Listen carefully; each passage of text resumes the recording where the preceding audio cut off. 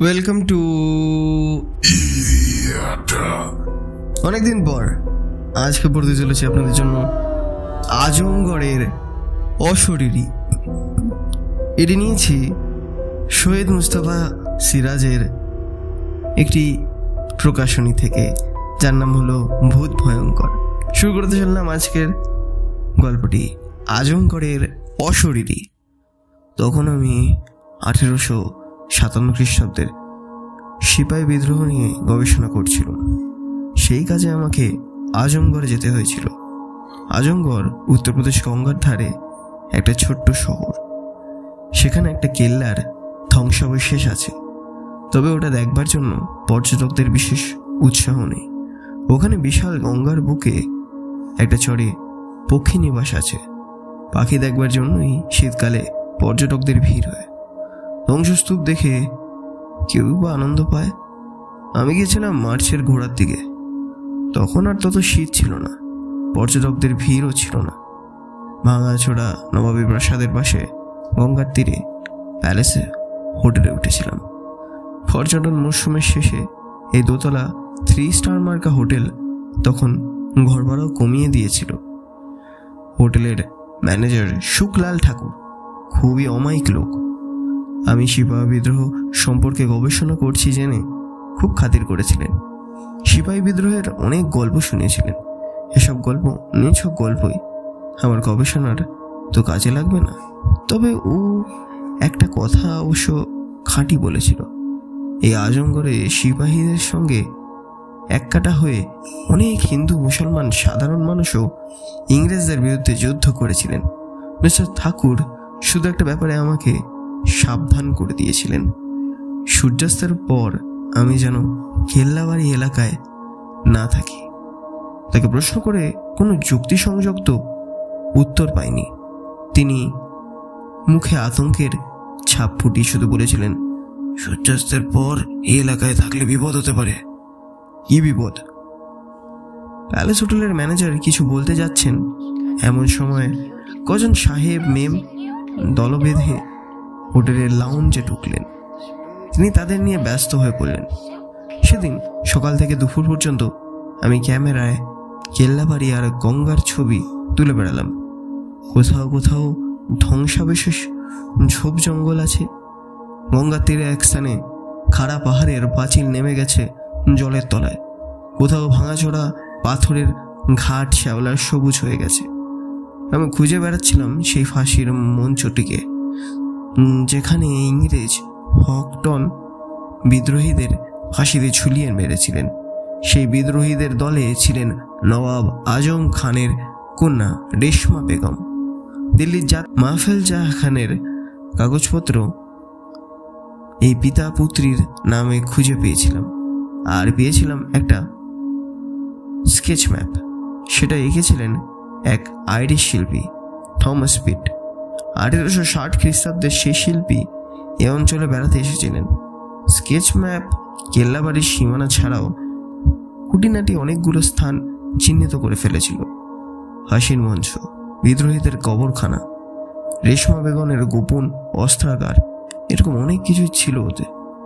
আমি জীর্ণ ম্যাপে থেকে কপি করতে এসেছিলাম। সেই কপি থেকে স্থানগুলি খুঁজে খুঁজে বের করে দেখলাম অসম্ভব ব্যাপার। তবে একটা আমার কাছে অদ্ভুতই লাগলো।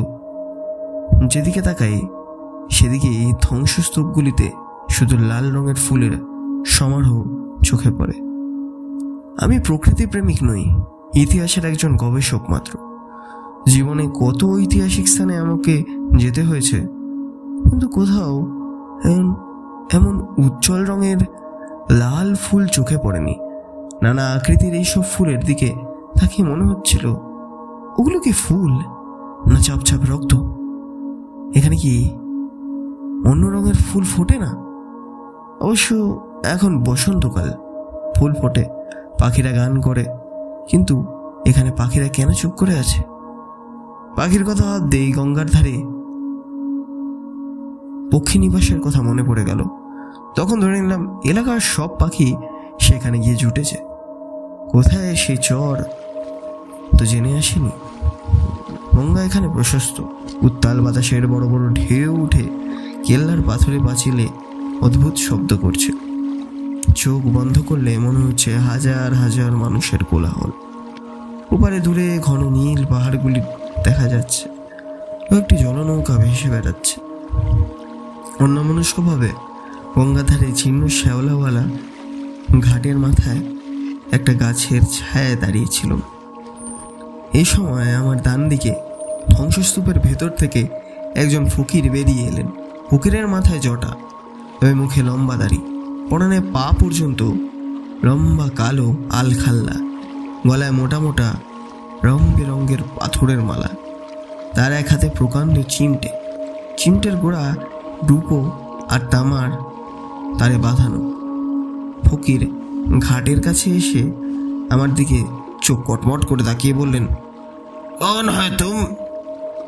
আমি যথাসাধ্য হিন্দিতে নিজের পরিচয় দেওয়ার চেষ্টা করলাম। তারপর বললাম, রেশমা বেগমের ফাঁসির জায়গা আর তার কবর কোথায় তা কি আপনি জানেন? দেখিয়ে দিলে আপনাকে কিছু বকশিস দেব। ফকির কিন্তু চটে গেলেন। তিনি ক্রুদ্ধ স্বরে বললেন, কে চায় তোমার বকশিস? শিগগির এখান থেকে চলে যাও, না গেলে তোমার বিপদ হবে। তাকে বোঝানোর চেষ্টা করছিলাম আমি সিপাহী বিদ্রোহের প্রকৃত ইতিহাস লিখতে চাই, কিন্তু ফকির আমাকে পাত্তা দিলেন না। মস্ত বড় চিমটে তুলে তেড়ে এলেন। চিমটের ডগা সূক্ষ্ম এবং ধারালো। বেগতিক দেখে আমি সরে এলুম। একটু পরে দূর থেকে দেখলুম ফকির আলখাল্লা খুলে রেখে জলে ঝাঁপিয়ে পড়লেন। ওখানে জল খুবই গভীর। ফকির সেই জলে সাঁতার কাটছেন দেখে অবাক লাগলো। একটা ঝোপের আড়ালে দাঁড়িয়ে তাকে লক্ষ্য করছিলাম। কিছুক্ষণ পরে ফকির জল থেকে উঠে ভিজে গায়ে কালো আলখাল্লা পরে নিয়ে চিমটে সহ এগিয়ে গেলেন। তারপর ধ্বংসস্তূপের আড়ালে অদৃশ্য হলেন। ব্যাপারটা বেশ অদ্ভুত লাগলো। ওকে অনুসরণের সাহস হলো না, শুধু জায়গাটা চিনে রাখলাম। তারপর প্যালেস হোটেলে ফিরে গেলুম। স্নান করার পর নিচের ডাইনিং হলে খেতে গেলুম। ডাইনিং হলে ছড়িয়ে ছিটিয়ে বসে আছে অনেকজন, লাঞ্চ খাচ্ছেন জনচারেক বউরে। ম্যানেজারের কাছে শুনেছিলাম তারা নানা জায়গা থেকে এসেছেন এবং বিত্তবান ব্যবসায়ী। সাহেব মেমদের দলটি তখনও বাইরে থেকে ফেরেননি। পরিচারক আসলাম খান আমাকে সেলাম দিয়ে খাদ্য পরিবেশন করল। সেই সুযোগে তাকে কেল্লাবাড়ির সেই ফকিরের কথা বললাম।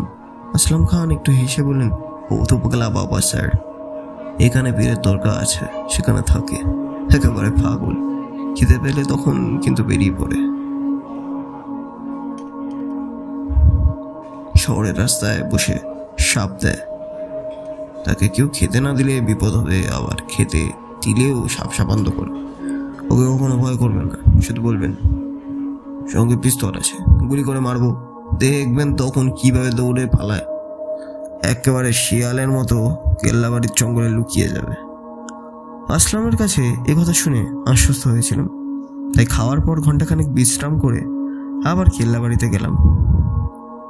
ফকির যেখানে ধ্বংসস্তূপের ফাঁক উধাও করেছিল সেখানে গিয়ে সংকীর্ণ একফালি পায়ে ছেলা পথ খুঁজে দেখলাম। ঝোপঝাড় আর পাথর, আঁকাবাঁকা গোলকদাদার মতো পথে হাঁটতে হাঁটতে এক সময় থমকে দাঁড়ালাম। সামনে একটা কাঠের বেড়া, বেড়াতে একটা ফলক আঁটা আছে, তাতে ইংরেজিতে লেখা আছে নিষিদ্ধ এলাকা। তার নিচে একটা মরার খুলি এবং খুলির তলায় আড়াআড়িভাবে দুটো হাড় আঁকা। এই চিহ্নর অর্থ সাংঘাতিক। নিষেধাজ্ঞার তলায় ছোট অক্ষরে লেখা আছে কেন্দ্রীয় পুরাতত্ত্ব বিভাগ, ভারত সরকার। বুঝতে পারছিলাম না কেন সরকারি পুরাতত্ত্ব বিভাগ এই বিপজ্জনক নিষেধাজ্ঞা জারি করে রেখেছে। বেড়ার ফাঁকে পা দিয়ে উঠে দাঁড়িয়ে উঁকি মেরে দেখছি, কিন্তু কিছুই দেখতে পেলাম না। খানিকটা ফাঁকা জমির ওপর, তারপর দেখলাম নিচে গঙ্গার বুকে বালির চড়াটা বহুদূর অব্দি বিস্তৃত। বিকেলের রোদে চড়ার শেষ প্রান্তে কাঁটাতারের বেড়া চোখে পড়ল। এবার বুঝতে পারলাম এই ছোড়ায় চোরাবালি আছে, তাই এসব সতর্কতা। কাঠের বেড়া থেকে নেমে যে পথে এসেছি সে পথে ফিরে চলল। একটু পরে দেখি ডান দিকে একটা সংকীর্ণ রাস্তা ছড়িয়ে উঠেছে। রাস্তাটা লাল ধুলোয় ভরা। এটা কেন চোখে পড়েনি তখন? আসলে লাল রাস্তাটা ঝোপের আড়ালে থাকায় লক্ষ্য করিনি। তাছাড়া এটা প্রকাণ্ড চৌকো কালো পাথর রাস্তাটাকে আড়াল করে রেখেছিল। পাথরটাকে নকশার মতো আঁকা লিপি দেখে বুঝলাম আরবি হরফে কিছু লেখা আছে। তখনই ক্যামেরায় কালো পাথরটার কয়েকটা ছবি তুললাম। তারপর পাথরের এক পাশ দিয়ে এগিয়ে লাল রাস্তায় পৌঁছালাম। কিন্তু সংকীর্ণ রাস্তাটার লাল ধুলোয় জুতো প্রায় ডুবে যাচ্ছিল। প্যান্ট একটু গুটিয়ে নিতে হলো। সাবধানে পা ফেলে একটুখানি এগোচ্ছি, হঠাৎ চমকে উঠলাম। আবার প্রায় ফুট 6 দূরে চোখের সামনে এইমাত্র কার জুতোর ছাপ ফুটে উঠেছে। প্রথমে ভাবলুম চোখের ভুল, কিন্তু আশ্চর্য ঘটনা, আমি আবার পা ফেলে এগোতে আবার সামনে একটা দূরত্বে বরাবর আগে পিছে জুতোর ছাপ ফুটে উঠেছে। বুকের ভেতরটা ঠান্ডা হিম হয়ে গেল। এতে কোনো ভুল নেই।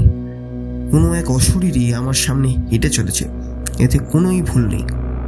তার জুতোর ছাপগুলি আমার জুতোর ছাপের তুলনায় ছোট, কিন্তু কি চোখের ভুল কিনা জানার জন্য দুঃসাহসী হয়ে আবার কয়েক পা এগিয়ে গেলাম। আবার সামনে একই দূরত্বে সেই অশরীরীর জুতোর স্পষ্ট ছাপ ফুটে উঠল। এবার আমার সব সাহস উবে গেল। শেষ বেলার রোদে এ অবিশ্বাস্য ঘটনা দেখে আমার বোধ বুদ্ধি গুলিয়ে গেল। আমি দ্রুত পিছে ফিরে লাল ধুলোয় টলতে টলতে কালো পাথরটার পাশ দিয়ে বেরিয়ে এলো। তারপর বিভ্রান্তভাবে ধ্বংসস্তূপের ভেতর দিয়ে দৌড়াতে থাকলো।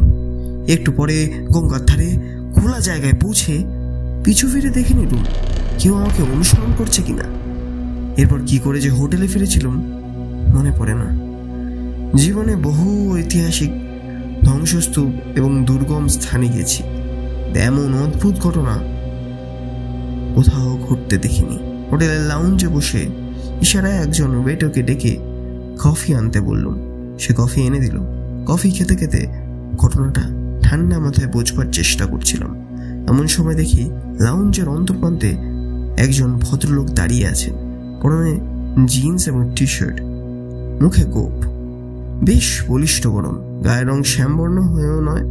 ভদ্রলোকের মুখে যেন একটা না একটা বিরক্তির ছাপ এবং চোখ দুটো কুতকুতে। এরকম চেহারার মানুষ দেখলে অস্বস্তি জাগে। ভদ্রলোক সম্ভবত প্যালেস হোটেলের লাউঞ্জে এসে কারোর জন্য অপেক্ষা করছিলেন। তাকে না পেয়ে হয়তো বিরক্ত এবং অধৈর্য হয়ে উঠেছে। আমার চোখ পড়ল তার সাথেই একভাবে। তিনি এগিয়ে এলেন, তারপর বাংলায় বলে উঠলেন, আপনি কি বাঙালি? বললুম, হ্যাঁ। ভদ্রলোক অমায়িক হেসে আমার মুখোমুখি বসে বললেন, মশাই, বাঙালির চেহারা দেখলেই চেনা যায়। আমার ঠাকুরদা ওকালতি করতে আজমগড়ে এসেছিলেন, তারপর আর দেশে ফেরেননি। বাবাও ওকালতি করতেন, আমি কিন্তু ব্যবসা করি। আমার নাম অশোক রায়। আপনার পরিচয় পেলে খুশি হব। অশোকবাবুকে প্রথমে দেখে যা ভেবেছিলাম, তার অমায়িক হাবভাব এবং কথাবার্তা শুনে ধারণা কেটে গেল। আমার পরিচয় পেয়ে তিনি খুব উৎসাহিত হয়ে উঠলেন। বললেন, হেল্লাবাড়ির ধ্বংসস্তূপের মধ্যে কোথাও কি ছিল তা আমার নখদর্পণে। আমার ছেলেবেলায় সবকিছু ধ্বংস হয়ে যায়নি। ওয়েটারকে আবার ডেকে ওর জন্য কফি আনতে বললুম। তারপর অশোকবাবু আজমগড়ের পুরনো ঐতিহাসিক কাহিনী বলতে শুরু করলেন। ম্যানেজারের কাছে সব গল্প শুনেছি। ওয়েটার কফি দিয়ে গিয়েছিলেন। কফি খেতে খেতে অশোকবাবু বললেন, আজ বিকেলে কলকাতা থেকে আমার এক ব্যবসায়ী বন্ধুর আসার কথা, তার জন্যই অপেক্ষা করছি। অস্থির হয়ে পড়েছি। 6টা বেজে এলো, সে এলো না। কাজেই ধরে নিচ্ছি আর সে আসবে না। না আসুক। আপনার সঙ্গে আলাপ হয়ে কি যে আনন্দ পেলাম বুঝাতে পারবো না। তা আপনি হোটেলে থাকবেন কে? খামুকা এক গাদা টাকা খরচ। বরং আপনি আমার অতিথি হন। আপনাকে দেখলে আমার স্ত্রী ছেলেমেয়েরা খুব খুশি হবে। এত অন্তরঙ্গতার পর বিকেলে কেল্লাবাড়ির ভেতর সংকীর্ণ লাল রাস্তায় যে অবিশ্বাস্য ঘটনা ঘটতে দেখেছি তা অশোকবাবুকে না বলে থাকতে পারলাম না। অশোকবাবু ঘটনাটা হেসে উড়িয়ে দিলেন, বলেন, আপনি ঐতিহাসিক পণ্ডিত, ইতিহাসের ভেতর ডুবে থাকেন, বাস্তব জগতে ভুলভাল দেখা আপনার পক্ষে স্বাভাবিক।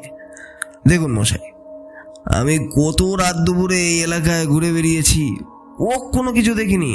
হ্যাঁ, ওখানে এক পাগলা ফকির থাকে, আমাকে দেখলেই সে ল্যাজ তুলে পালায়ে যায়। তাকে নিশ্চয়ই দেখতে পেয়েছেন। বললুম, হ্যাঁ, দুপুরে ফকিরকে গঙ্গায় স্নান করতে দেখেছি, আমাকে সে আবার ভয় দেখিয়েছিল। অশোকবাবু হেসে উঠলেন, বললেন, পরশু দোল পূর্ণিমা গেছে, আজ কিছুক্ষণ পরে চাঁদ উঠবে। কোনো ভয়ের কারণ নেই, আমার সঙ্গে কেল্লাবাড়িতে চলুন, দেখবেন কোনো অলৌকিক ব্যাপার ঘটছে না। আর পাগলা ফকিরের ডেরাতেও আপনাকে নিয়ে যাব, দেখবেন আমাকে দেখে বেটা কেমন দৌড় দেয়। এতক্ষণে সাহেব মেমদের দলটি এসে পড়ল। অন্যান্য বোর্ডাররাও ততক্ষণ এসে গেছে, কেউ লাউঞ্জে, কেউ ডাইনিং হলে ঢুকে চা কফি খাচ্ছে। অশোকবাবু বললেন, চলুন জ্যোৎস্না রাতে আজমগড়ের গঙ্গার ধারে বসে গল্প করা যাক, তারপর সেই লাল রাস্তায় যাব। আমার কাছে টর্চ আছে, আপনাকে আমি রেশমা বেগমের কবরও দেখিয়ে দেব, উঠে পড়ুন। একটু অনিচ্ছা করে অশোকবাবুর সঙ্গে বেরিয়ে গেলাম। তারপর মনে হলো ইনি বাঙালি এবং এখানেই বড় হয়েছেন, তাছাড়া তার বলিষ্ঠ গড়ন দেখেও শেষ পর্যন্ত ভয়টুকু ঘুচে গেল। কেল্লাবাড়ি এলাকায় ঢুকে গঙ্গার ধারে একটা পাথরের ওপর পাশাপাশি দুজনে বসলুম। অশোকবাবু কলকাতার সাম্প্রতিক খবরাখবর জেনে নিচ্ছেন। বহু বছর ধরে কলকাতা যাওয়া হয়নি। কিছুক্ষণ পরই চাঁদ উঠল। জ্যোৎস্নায় গাছপালা, ঝোপঝাড় আর ধ্বংসস্তূপ রহস্যময় মনে হচ্ছিল। অশোকবাবু বললেন, আপনি যে লাল রাস্তাটা দেখিয়েছিলেন, ওর পাশেই নাকি ইংরেজরা বিদ্রোহীদের ফাঁসি দিয়েছিল। তবে আপনি যে অশরীরী জুতোর ছাপ দেখার কথা বলছেন, ওটা চোখের ভুল। ওই রাস্তা দিয়ে পাগলা ফকির যাতায়াত করে, আপনাকে আড়াল করে ভয় দেখাবার জন্য এটা নিশ্চয়ই কোনো কারচুপি করেছিল। এও হতে পারে পুরো ধুলোর তলায় লম্বা কোনো জিনিস লুকিয়ে রেখেছিল, তার উপর পা ফেললেই সামনের দিকটা উঁচু হয়ে উঠছে, ধুলো ঠেলে তুলবে। স্রেফ ম্যাজিক। চলুন পরীক্ষা করা যাক। অশোকবাবু আমার হাত ধরে ওঠালেন। একটু দ্বিধার সঙ্গে বললুম, কিন্তু আমি সত্যি জুতোর ছাপ দেখেছিলাম। আরে মশাই, আমি তো সঙ্গে আছি, আসুন না, বলে অশোকবাবু হাঁটতে শুরু করলেন। আমার কাঁধে তার হাত চেপে বসল। জ্যোৎস্নার জন্য ধ্বংসস্তূপের চক্রাবকার ছায়ার ভেতর দিয়ে আমাকে তিনি নিয়ে চললেন। একটু পরে দেখলুম সে আরবি লিপি খোদাই করা কালো পাথরটার কাছে এসে গেছে। অশোকবাবুর টর্চ আলো ফেলে বললেন, চলে আসুন, দেখা যাক কি হয়। সংকীর্ণ চড়ায় রাস্তার কিছুটা উঠে টর্চের আলো ফেলে অশোকবাবু বললেন, ওই কোনো ভুতুড়ে যুদ্ধের ছাপ দেখতে পাচ্ছেন? বললুম, এখন পাচ্ছি না, কিন্তু আমার কথা থেমে গেল। এরপর যা ঘটলো তা কল্পনাও করিনি। হঠাৎ টর্চ নিয়ে অশোকবাবু আমার কানের নিচে শক্ত একটা ঠান্ডা কি জিনিস ঠেকিয়ে চাপা গর্জন করে বললেন, ও শব্দটি নয়, ফিগারে আঙ্গুল আছে, একটু চাপ দিলেই তোমার মুন্ডু উড়ে যাবে। আগে ক্যামেরাটা দাও,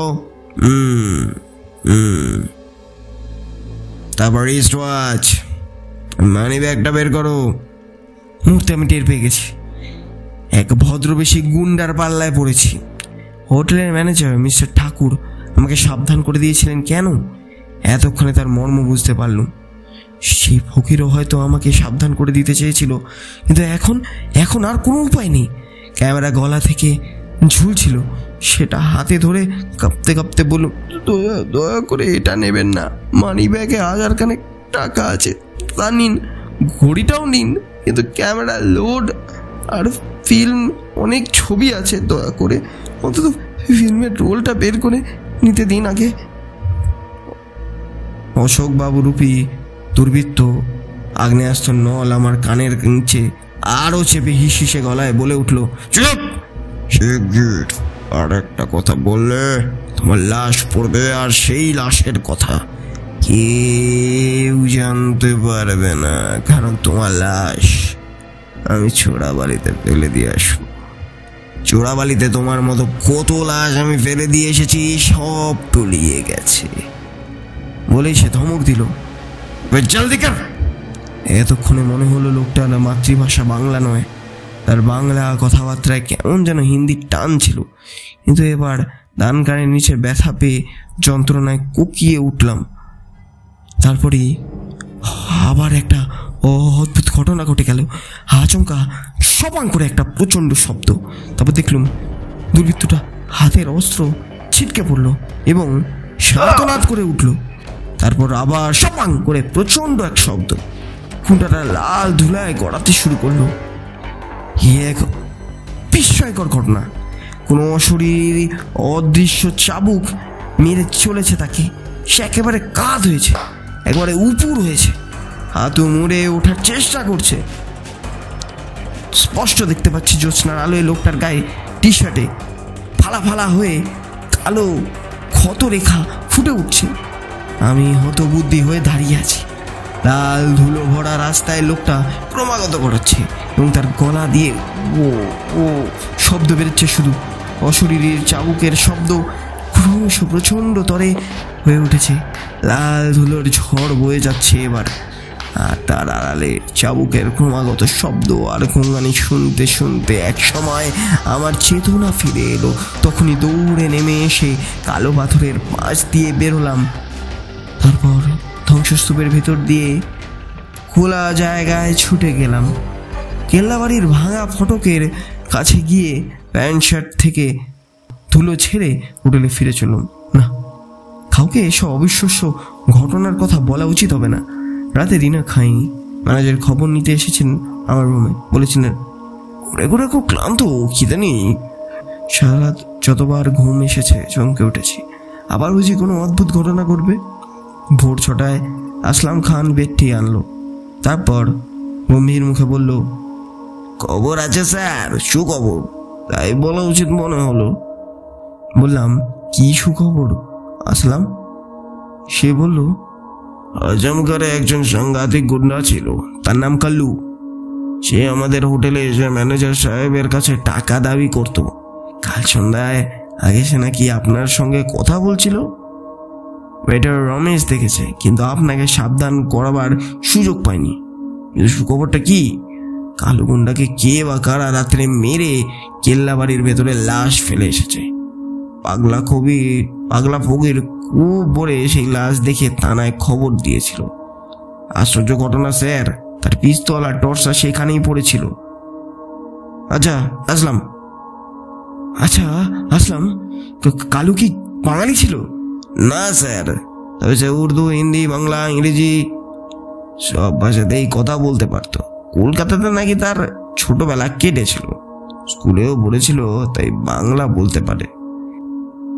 আজমগড়ে বাঙালি আছে, তারা তো কাল্লুকে বাঙালি বলেই মনে করত। কাল্লু কখন কোন রূপ ধরত চেনা কঠিন হতো। কাল্লুর লাশ কি পুলিশ নিয়ে গেছে? শুনলাম একটু আগে মর্গে নিয়ে গেছে। কাল্লুর সারা শরীর নাকি রক্তে লাল।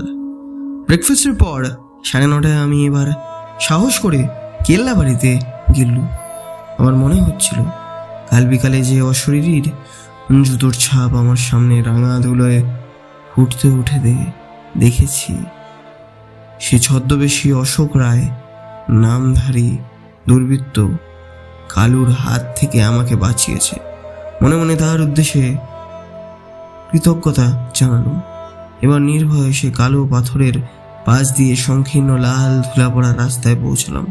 চড়াই রাস্তা দিয়ে হেঁটে যাওয়ার সময় আর সেই জুতোর ছাপ সামনে ফুটে উঠল না। কিছুটা যাওয়ার পর রাস্তাটা ঢালু হয়ে গেছে। নিচে নেমে ঘন গাছপালার ভেতরে সার কয়েকটা কবর দেখলাম। তারপর লাল পাথরের একটা কবর দেখে এগিয়ে গেলাম। সেই কবরের শিয়রে একটা রক্তকরবীর গাছ, কবরে লাল ফুল ছড়ে ফুলেছে। আমি বহুকাল আরবি লিপির ফলক দেখে দেখে লিপি বিষয়ে সামান্য জ্ঞান অর্জন করেছিলাম। আরবিতে 3টি হরফ চেনা মাত্র বুঝতে পারলুম এটাই সে সিপাহী বিদ্রোহীদের নেত্রী শাহজাদি রেশমা বেগমের কবর, যার ডাকে হাজার হাজার হিন্দু মুসলমান ইংরেজদের বিরুদ্ধে লড়াই করেছিল। হঠাৎ আমার মাথায় কথাটা এসে গেল, তাহলে কি রেশমা বেগমের অতৃপ্ত আত্মাই আমাকে কাল বিকালে পথ দেখিয়ে তার কবরের কাছে আনতে চেষ্টা করছিল? সেই রেশমা বেগমের আত্মাই কি দুর্বৃত্ত কাল্লুকে চাবুক মেরে রক্তাক্ত করেছিল? শ্রদ্ধায় আমার মাথা নিয়ে পড়ল। পাশের একটা লাল ফুলের গুচ্ছ ডাল ভেঙে বিদ্রোহিনীর কবরে রেখে মাথা টেকালাম। সেই মুহূর্তে স্নিগ্ধ একটা হাওয়া ভেসে এলো। সেই হাওয়ায় যেন পুরনো ইতিহাসের সুঘ্রাণ টের পেলাম। মনে মনে বললাম, প্রথম স্বাধীনতা যুদ্ধের নায়িকা বীরঙ্গনা তুমি, তোমার জীবন কাহিনী আমাকে লিখিতে হইবে। এই সময় পাগলা ফকির এসে গেল। হট্ট হাসি হুসে বলল, बाबूजी, आपका ऊपर रेशमा बेटी बहुत खुश है, तो अब आप तुरंत यहाँ से चला जाइए। रेशमा बेटी को अकेला रहने दीजिए। बेटी जिंदगी में बहुत दुख पाई, बहुत दुख से मर गई बेटिया। তখন নিঝুম কবরখানা থেকে চলে এলুম। ইতিহাসে এইসব আশ্চর্য ঘটনা লেখা যাবে না, সেগুলো আমার ব্যক্তিগত জীবনেই থেকে যাক। হ্যাঁ, সে অদ্ভুত ঘটনা এতদিন কাউকে বলিনি। এখন আমি বৃদ্ধ, মৃত্যুর আগে এই ঘটনাগুলো লিখে যাওয়া উচিত মনে করে লিখে ফেললুম। এর সত্যি মিথ্যা নিয়ে প্রশ্ন তুলে আমি নিরুত্তরই থাকব। ধন্যবাদ। কেমন লাগলো এই অদ্ভুত অন্যরকম গল্পটি? ইতিহাসের এমন এমন দিক যা হয়তো আমরা কোনোদিনও আশা করিনি জানতে পারবো। সৈয়দ মুস্তাফা সিরাজের এই গল্পটির মাধ্যমে আমরা কিছুটা হলেও সেই একতা, হিন্দু মুসলমানের ইউনিটি নিয়ে জানতে পারলাম। আপনার যদি ভালো লাগে লাইক করুন, শেয়ার করুন, সাবস্ক্রাইব করুন আমার চ্যানেলটি ইরিয়াটা।